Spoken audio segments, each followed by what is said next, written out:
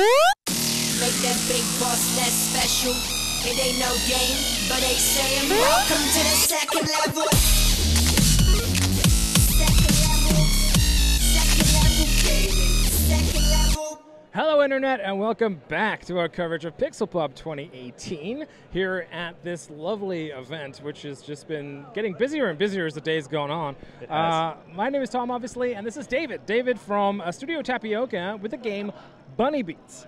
Now, I'm not going to start bragging just yet, but I do want you to tell the camera, if you wouldn't mind, what is Bunny Beats and why is it awesome?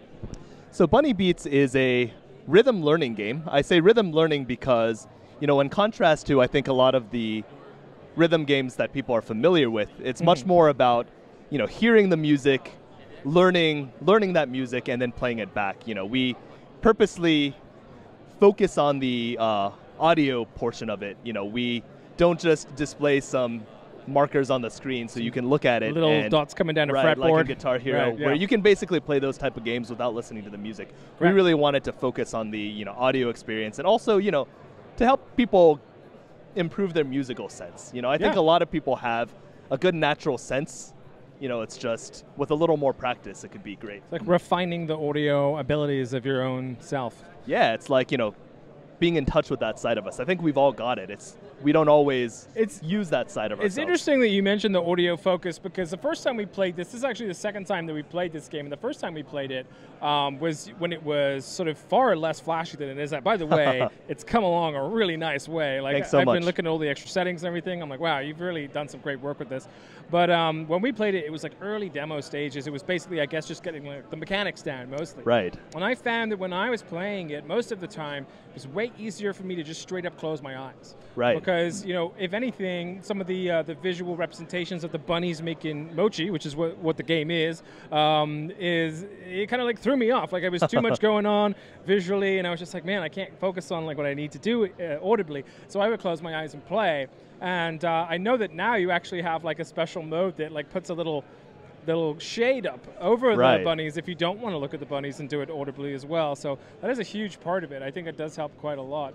Talk us through some of these modes that you have going on here, because like I said, last time it was like bare bones, but right now there's a whole lot going on, including there's a whole beat maker section and stuff. Fill us in. So yeah, I guess the last time we talked was about a year ago, something like Close, that. yeah. At a feedback night. Yeah. And you know, We've added a lot of new modes in, and they're each basically just a small spin on the core rhythm game. Right. The core rhythm game is always, you have some number of rhythms that you want to learn, you know, internalize and repeat back. And, you know, the rhythms are always procedurally generated at the beginning of the level. And the core game is just, you get some random rhythms, you play them back. But, you know, we've taken a couple modes that, you know, have a small spin on them. As you've already mentioned, there's the no visuals mode where you don't see the bunnies and you also don't get the mochi ball sort of filling in feedback. Right. There's also a couple other modes, like a mode that increases the speed. So it's the same game, but you know, everything's much faster. There's another mode where the instruments that are being played by the bunnies are actually the same instrument. And yeah, that's actually an interesting mode. Didn't try that one yet. We'll have to try that one later, yeah. Yeah, it's interesting how that little spin gets you to focus on different aspects of the, you know. There's a multiplayer one in there too. There is, in fact. For the first time. You guys may have done that a little bit. We played that quite a lot. I'm not bragging, but we did all right. And then we got the beat maker, where Keegan actually made me a beat that was a freaking nightmare to play. But you pulled it off. You nailed it. I tried, yeah. That was a really great time as well. Also, and I know did you do this like just for the festival here, this drum kit setup that we have here? Because the last time we played it, it was all like controller based, right? Inputs. And I see that you have the option for controller. There's Joy-Cons here, which is that hinting towards a potential Switch release, or is that just something you hooked up? Hopefully. Hopefully? Well, you know, that's definitely a stretch goal of ours, but you know, it'd be great. I think the game would be very nice on Switch because the control scheme is so easy. You know, you just need one Joy-Con. But the drums are cool. The drums are a nice twist on it. I really enjoyed that. Is that something that you would like to eventually implement with it? Like maybe people can use drum kits like electronic drum kits, I guess, that they already have to set up with it. Like how easy was this to even set up for you to begin with? Yeah, so this one took a little bit of This one took a little bit of messing around on my part. It's essentially a MIDI drum controller, and you can just hook that up to a program that turns it into keystrokes. But any Guitar Hero or Rock Band drum set, you can basically just plug and play because they register as like Xbox controllers or PS3 controllers. We actually did use that at one point. We just ended up making this setup because we could be more specific about what each of the drum sets were. And it works pretty nice for multiplayer as well, since you're next to each other drumming away. Right. What's been the most complicated thing for you to try and get around so far? Because I remember, this definitely come a long way, and I really, really am happy with how it's progressing. But I'm sure a lot of work went into it. What's the one thing you've kind of were unintentionally banging your head against the wall to try and figure out how to get to work correctly?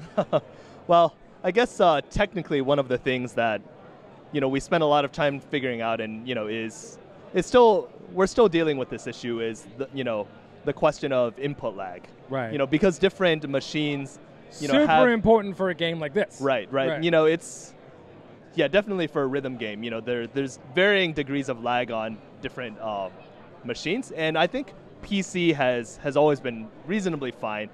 I think when we play it, we can internally control for small amounts of lag. But we tried to port this to mobile, and unfortunately, Android is just terrible at handling audio in general. So, is there a way to have the player have a slider for latency or something so they can fix it themselves? So we actually do have that in the game. Oh, great. The main issue for that, and it works, the main issue is still that during the play phase, when you hit, the sound is generated at the time that you hit, rather than something like Guitar Hero where it's a track that's muted on and off. Gotcha. So we were thinking about switching to the mute on and off system instead. It just feels a little more dynamic the way we have it. Yeah. But it would definitely be a little better lag wise for the muting scheme. Gotcha. And conversely, what's the proudest aspect of this game so far for you? Because it's been quite a journey. You've been working on it for a little while now. It's got a long way to go still. I'm sure there's plenty of places that you can get this game out there eventually. So what so far has been your crowning moment, your best idea, if you will? Well, I think I'm very proud of the fact that we were able to get the custom rhythms in, and the beat maker. Have that, the beat maker, and have those, be playable by people, and we're very close to being able to implement that online as well. I also want to shout out to our artists for sure, because I'm, I didn't do any of that work, but I'm so proud of the work that our artists. It has this lovely kind of ukiyo style to some of the stuff in the main part of the game as well. But I've noticed this lovely lady here with the mochi bowls on the main screen here, which is a nice touch as well. So definitely starting to get more and more into there, which I really dig. I think it's great. Yeah, we're definitely we have the ideas in. We just still have to implement some of the graphical things. Cool. So I guess I really want people to be able to follow this game because I think it's great. So if you want to tell the camera, where can we follow you on social media? Where can we follow you on all that stuff so we can see the progress of the game being made? Sounds great. So I guess we're most active, even though we're not particularly active yet, on Twitter. You can follow us at Studio Tapioca. Studio Tapioca? That's the handle. It's basically all Bunny Beats right now, but in the future, it will have other games that we work on. We also have a website, bunnybeats.net. Nice. Where you can see some screenshots. You can learn a little bit about the team. Learn a little bit about the game. And is there any plans for an itch.io page or anything like that? Or I think we'll definitely consider that. Okay. That's. I think the more platforms we can reach, the better. The better it will be. For sure. Absolutely. Well, thanks so much for joining us, man. It's awesome. I love this game. I'm coming back later for the high score, and I'm going to get it. I'm going to get whatever the special prize is. I don't even care I what believe it is. I believe it. Thank you so much. It's the confidence, really. So, yeah, we'll continue our coverage of Pixelpop 2018 shortly, and we'll see you on the next video. Bye-bye. Thanks so much, guys.